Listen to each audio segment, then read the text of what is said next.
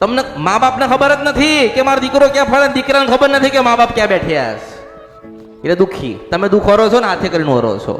અરે હું તો કહું છું કે કોઈ મંદિરે તમારા દીકરા ના લઈ જશો, પણ ગામડે મઠ છે ને ત્યાં કોણ કે છે, કોણ બતાવશે, કોણ કોણ કે છે, તમારા કુળદેવી કે છે કે તમારા દીકરાને મઠે લઈને આવો, ભગવાન ખોળો ના ખાઓ? કોણ કે છે?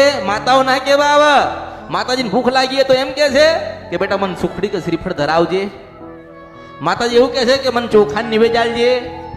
આપણે સમયસર હાલવું પડે, આપણે સમયસર દીવા કરવા પડે, આપણે સમયસર એને યાદ કરવી પડે, ત્યારે માં રાજી થતી હોય છે. મા બાપનો ભાવ જુદો છે, દીકરાનો ભાવ જુદો છે. મા બાપ પેલા બીજે જતા હતા, દીકરો બીજે જતો હતો. બધા ફરો છો, બધા ફરફર કરે છે. પેલા ભૂત ફરતા હોય ને એ રીતે માણસો ફરે છે. પેલા નહીં કરતા કે ભૂત ફરતા હોય છે એ રીતે માણસો ફરતા થયા. છેલ્લે તમારે જવું હોય તો જોજો, તમારા ગામડે તમારે કુળદેવીને દીવો કરવા જવું પડશે. હું મેલડી બોલું છું.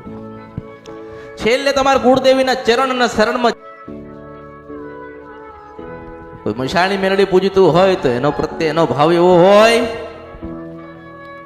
તમે ભક્તિ કરો છો, પણ કેવી ભક્તિ કરો છો એ નક્કી કરો ને.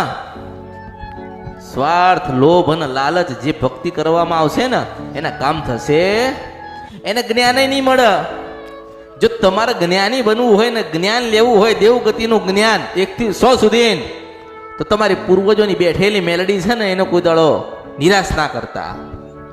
દુનિયામાંથી આમ થાય, જેને જે કેવું એ કે, મેલડીનું ભજન ઓછું ના થાય ને એ ધ્યાન રાખજો. તમારા પૂર્વજો કોઈક નાના નાના ગોખલામાં કોઈક નાના નાના શ્રીફળ મૂકીને ગયા હોય ને ખબર ના હોય ને તો કઈ જાણવાની જરૂર નથી. એને દીવો તો કરી શકશો ને.